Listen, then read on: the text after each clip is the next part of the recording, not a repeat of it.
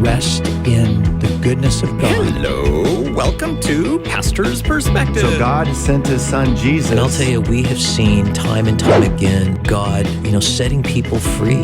Oh, well, thank you very much for your answer. Okay, so I am recently married. It's 2.5 years now.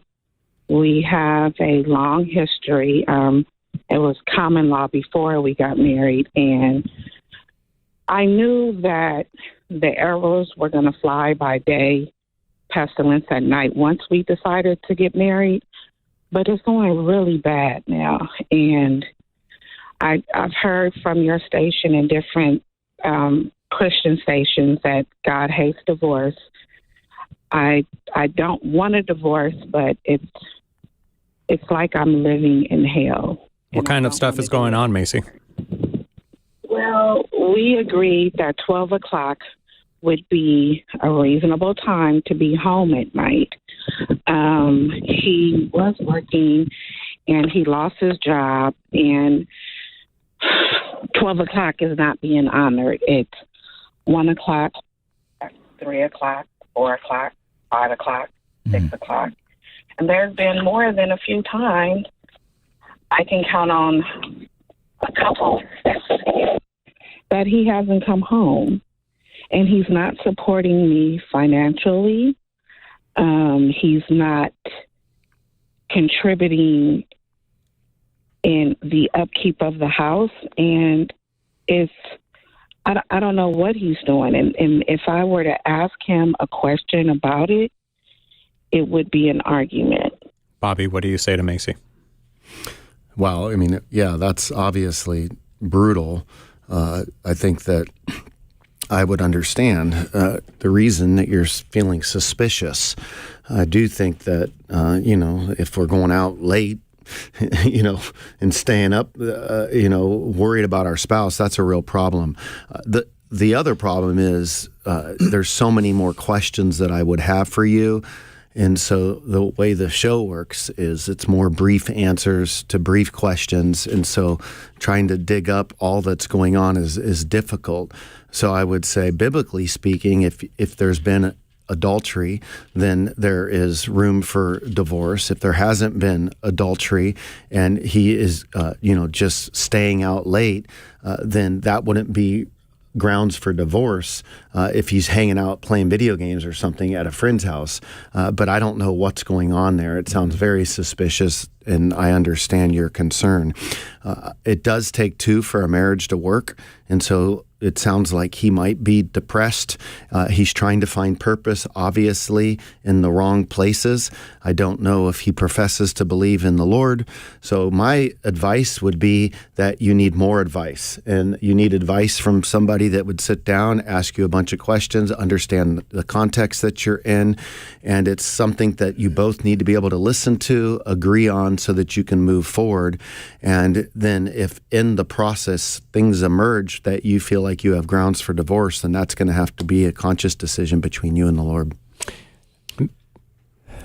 We're going to go ahead. I was just going to tell Macy that the best place to get counsel would be at her church. And if she doesn't have a church, maybe she can find one at calvarychapel.com using the Church Finder feature, or call Focus on the Family. Our friends there, 1-800-232-6459. Pastor Brian, speak to that verse that says God hates divorce. Well, yeah, like Macy said, Christian radio stations and churches always teach on that. But yeah, and I think that sometimes that is sort of the only thing that people hear, and they're in very, very difficult circumstances, like it sounds like Macy is.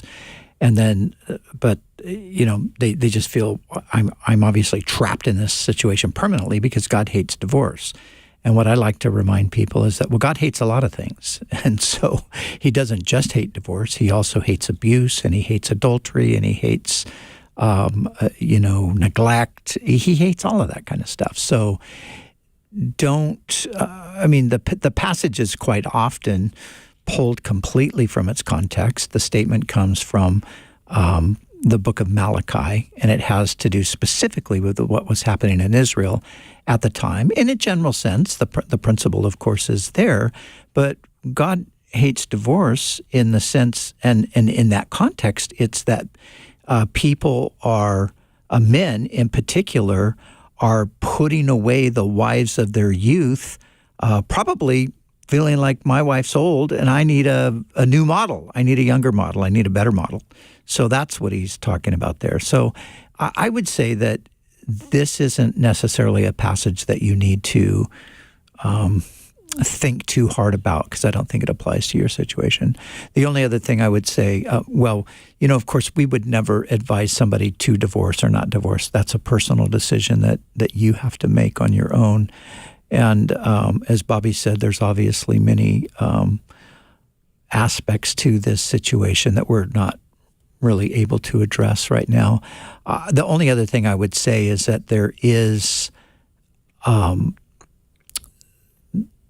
separation is a good option sometimes when it's just a completely unworkable situation, unbearable situation. Sometimes a separation can be good because it can either bring the person to their senses and say, hey, I want to be married. I don't want to be living the way I am any longer. Or it can bring out the fact that, I really don't want to be married. I didn't really want to get married in the first place, and I'm actually doing other things, so I'm going to move on. And then either way, either the marriage gets restored or the marriage dissolves, and then you're free from the burden of all that. And when it comes to the Malachi passage where God says, I hate divorce, Macy, one way to look at that too, it's not that God hates those that get divorced. Right. He hates divorce. And I think that we should hate divorce as well. Like, I would imagine that there's many kids that hate divorce, that had their parents get divorced. Do they hate mom and dad? No, they hate divorce that tore mom and dad apart. Mm-hmm. So when God says, I hate divorce, I think he's speaking in terms of, the purpose of a covenant marriage was to reflect God's covenant with his people. And so the reflection is broken in the breaking of the covenant, the pain that it causes kids, the lack of hope that's given up on the Lord to maybe it'll make good. So he doesn't hate those who get divorced. He just hates divorce because that's not his intent. The purpose of our marriage is to reflect oneness, and unfortunately, divorce ends in ultimate isolation. Macy, thank you for your phone call today on Pastor's Perspective. What's up? Hey, thank you so much for watching. Bobby Conway here at Pastor's Perspective. Make sure you like, subscribe, turn on your notifications, and make a comment. See you next time.